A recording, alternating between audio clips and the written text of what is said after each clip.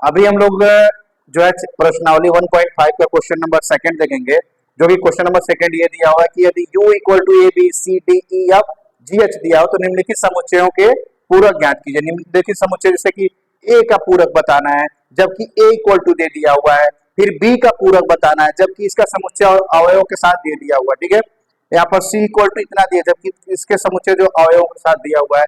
D equal to बताना है इतना दिया हुआ है और इसका हमें क्या बताना है, जो है कि पूरक बताना है। तो सबसे पहले हमें इसका पूरक बताना है। ठीक है, यानी ए बराबर दिया हुआ है, तो अगर पूरक बताना है तो हम जानेंगे कि पूरक इक्वल टू यानी ए का ए डैश बताना है, ए डैश हमें बताना है। यही चीज वो भी है लेकिन इसको कुछ इस टाइप से जो है क्या कर दिया है, क्वेश्चन दिया हुआ है, यानी हमें एक्चुअली में ए डैश ही बताना है, ए का पूरक ही बताना है। तो ए का पूरक बताने के लिए हम क्या जानते हैं, यू माइनस ए जानते हैं। ठीक है, सेम वही चीज है। तो यू का समुच्चय लिखिए, ए से लेकर के एच तक दिया हुआ, A B C D E F G and H minus A का समुच्चय कितना दिया हुआ है, ए का जो समुच्चय है वो दिया ए बी सी, जो ए के समुच्चय के अवयव है वो क्या है, ए है बी है और सी दिया हुआ है।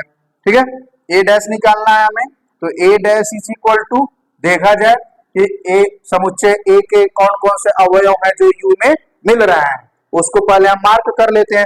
जो बचा हुआ है वही ऐसे अवयव होंगे जो ए में नहीं पाए जाते हैं। देखिए ए मिल रहा है, बी मिल गया, ठीक है, ये सी मिल गया। ठीक है, क्या नहीं मिल रहा है, डी नहीं मिल रहा है ए में, कॉमा ई नहीं मिल रहा है, एफ नहीं मिल रहा है, जी नहीं मिल रहा है। ठीक है, और ऐसे एच भी नहीं मिल रहा है। ऐसे ए का पूरक निकल जाएगा, डी ई एफ जी और एच हो जाएगा। ठीक है, बात समझ में आई।